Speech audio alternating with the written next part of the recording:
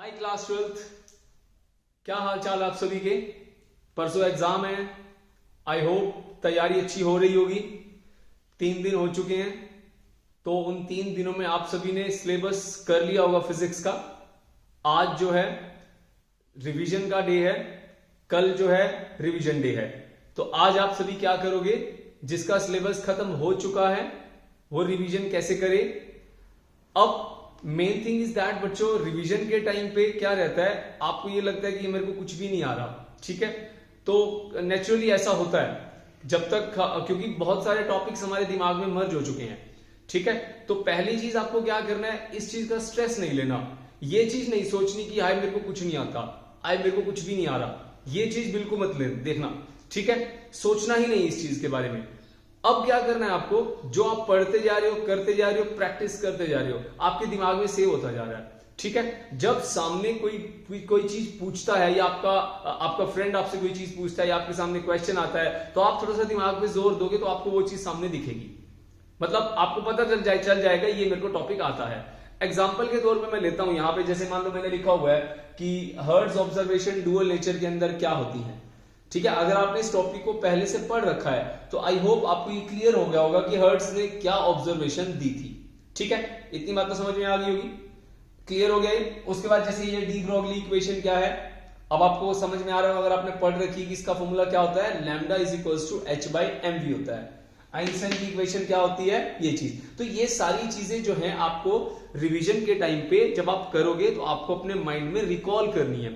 तो रिवीजन कैसे करोगे, मेन थिंग इज दैट आप क्या करोगे, सबसे पहले अपने टॉपिक, जैसे मान लो आपने चैप्टर 1 उठा लिया, ठीक है, इलेक्ट्रिक फील्ड एंड चार्ज वाला चैप्टर उठा लिया।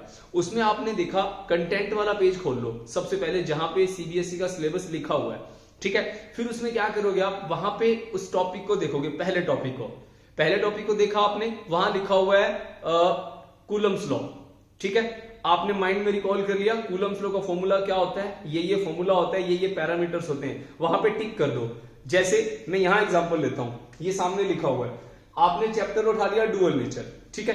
अब इसमें आपने देखा कि हर्ट्ज ऑब्जर्वेशन है, आपने माइंड में रिकॉल करा हर्ट्ज की ऑब्जर्वेशंस क्या होती हैं। अगर आपको माइंड में रिकॉल नहीं हो रहा, थोड़ा सा जोर लगाओ दिमाग पे, नहीं आ रहा, फिर भी कॉपी खोलो, हर्ट्ज की ऑब्जर्वेशन पढ़ लो और इस पर टिक्का मार दो, ये हो गया तुम्हारा, समझ में आ गया।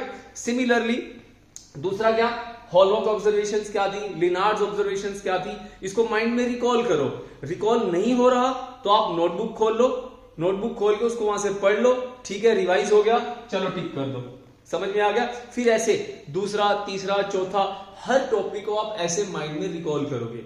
समझ में आ गई मेरी बात। रिवीजन कैसे करोगे, टॉपिक का पहले कंटेंट वाला पेज उठाओगे जिसमें आपका सारा सिलेबस लिखा हुआ है, वहां से आप उसको पढ़ोगे, माइंड में रिकॉल करोगे, ये टॉपिक है, ये फॉर्मूला होता है, इस फॉर्मूले में ये इसके पैरामीटर्स होते हैं, जैसे k q1 q2 by r square, k क्या होता है, q1 क्या होता है, q2 क्या होता है, r क्या होता है, ये सब चीज आपको पता होनी चाहिए, इनके यूनिट आपको पता होने चाहिए। रिवीजन ऐसे करोगे आप, माइंड में डेरिवेशंस को रिकॉल करोगे, हर चीज को पहले माइंड में करोगे, उसके बाद आपको जहां माइंड में अटक रहे हो कि ये चीज, ये स्टेप मेरे से नहीं हो रहा, ठीक है, उसके बाद आप नोटबुक खोलोगे, फिर वहां से उसको आप पढ़ लोगे।